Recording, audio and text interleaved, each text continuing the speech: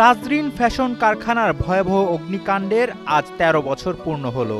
এক যুগ আগের সেই ভয়াল রাতের স্মৃতি এখনো ক্ষত হয়ে আছে ভুক্তভোগীদের চোখে মুখে আর অন্তরে।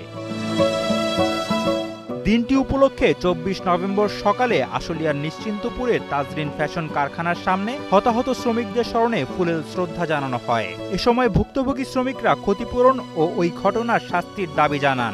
আমি তিনতলা বিলাইনের সুইং সুপারভাইজার। ২০১২ সালের ২৪শে নভেম্বর যে অগ্নিকাণ্ড ঘটেছিল, সেই চক্রান্ত করা আগুনের শিকার যে আমাদের ১২৪ জন ভাই বোন আমরা ওখানে নিহত হয়। সে আর আহত হয় প্রায় ১ থেকে ২০০ লোক আমরা আহত হই। সে আহত এখন আমরা দেখতে পাচ্ছেন যে পঙ্গুত্ব অবস্থায় আমাদের মতন অনেক লোক আছে, তাদের চলাফেরা কতটা অসুবিধায় বলে ভাষায় প্রকাশ করা যাচ্ছে না।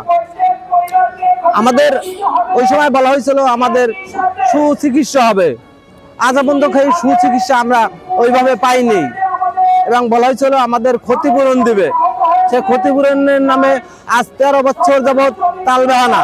সব মশার বিরুদ্ধে সুরক্ষা দিতে এলো বসুন্ধরা এক্সট্রিম অ্যারোসল, মশার বিরুদ্ধে এক্সট্রিম সুরক্ষা। শ্রদ্ধা নিবেদন শেষে বাংলাদেশ গার্মেন্টস শ্রমিক সংহতির পক্ষ থেকে কারখানার ফটকের সামনে প্রতিবাদ সমাবেশ অনুষ্ঠিত হয়।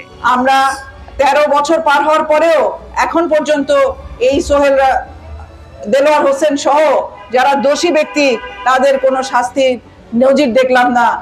আমরা ৫ই আগস্ট করেছি, গণ অভ্যুত্থানে ১৪০০র বেশি তরুণ শ্রমিক সহ বহু মানুষ প্রাণ হারিয়েছে, শ্রমিকরা প্রাণ হারিয়েছে, পোশাক শ্রমিকরা প্রাণ হারিয়েছে। নতুন বাংলাদেশে আমরা নতুন অধ্যাদেশ পেয়েছি যারা অনেক কিছু শ্রমিকদের পক্ষে, কিন্তু এখন পর্যন্ত আমরা তাজরিন সহ রানা প্লাজা সহ এত বড় বড় ঘটনায় যে শ্রমিকরা প্রাণ ও স্বপ্ন হারালো তার বিচার পাই নাই। আমরা সরকারকে প্রশ্ন করতে চাই, আপনারা বিচার সংস্কার নির্বাচনের যে রোডম্যাপ দিয়েছেন সেইখানে আমাদের শ্রমিকদের ঠাঁই কোথায়? শতাধিক কর্মীর মৃত্যু ও কয়েক শতাধিক কর্মী আহত হলেও ভুক্তভোগী পরিবারগুলোর জীবন আটকে আছে মানববন্ধন, আলোচনা সভা আর গণমাধ্যমের প্রচারে। আর কতকাল ক্ষতিপূরণ ও শাস্তির দাবিতে পথে পথে ঘুরতে হবে জানতে চায় ভুক্তভোগী পরিবারগুলো। সাভার থেকে অপু খন্দকারের পাঠানো তথ্যচিত্রে ডেস্ক রিপোর্ট, কালের কণ্ঠ।